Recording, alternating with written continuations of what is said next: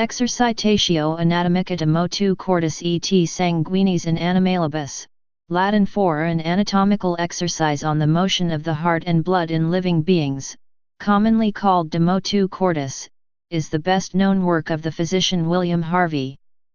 The book was first published in 1628 and established the circulation of the blood. It is a landmark in the history of physiology. Just as important as its substance was its method. Harvey combined observations, experiments, measurements, and hypotheses in extraordinary fashion to arrive at his doctrine. His work is a model of its kind.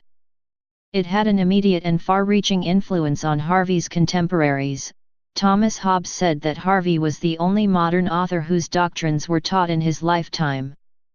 In the De Motu Cordis, Harvey investigated the effect of ligatures on blood flow. The book also argued that blood was pumped around the body in a double circulation, where after being returned to the heart, it is recirculated in a closed system to the lungs and back to the heart, where it is returned to the main circulation. Synopsis. This work is a substantial contribution to cardiac physiology, for it introduces into biology the doctrine of circulation of the blood in the 17th century. A post and obliging work heralding Harvey's discovery go back to the 13th century, when the pulmonary circulation and gas exchange was proposed by Ibn al-Nafi. Both long since proven theories are incomplete when studied separately, but together form core knowledge of present-day cardiology. In 1553, Michael Servetus said that blood flows from the heart to the lungs, and that it there mixes with air to form the arterial blood which flows back to the heart. Between 1570 and 1590, César Alpino suggested, in a controversy with Galenists, that the movement of blood was more like a circulation than an oscillation, but this view lacks clarity.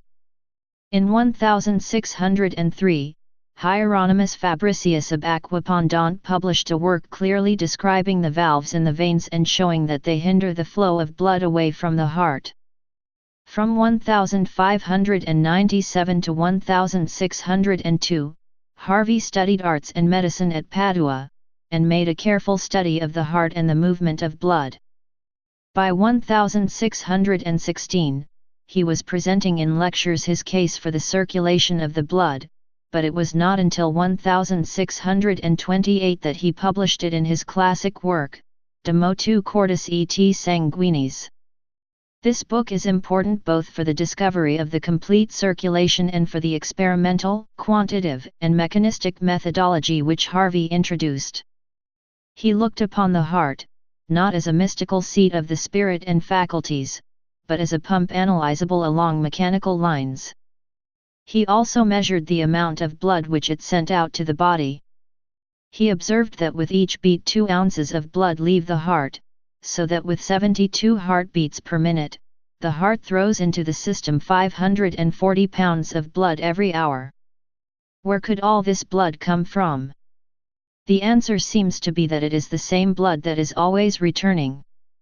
Moreover, the one-way valves in the heart, like those in the veins, indicate that, following the pulmonary circulation, the blood goes out to all parts of the body through the arteries and returns by way of the veins. The blood thus makes a complete closed circuit. As Harvey expressed it, there must be a motion, as it were, in a circle. There was, however, one stage in the circulation which Harvey was not able to see, that in which the veins and arteries lose themselves by subdivision into the tiny capillary vessels. It was in 1660, 3 years after Harvey's death, that Marcello Malpighi saw the blood moving in the capillaries of a frog's lung, and thus supplied the missing link in Harvey's proof of the circulation of the blood. Please subscribe and thanks for watching.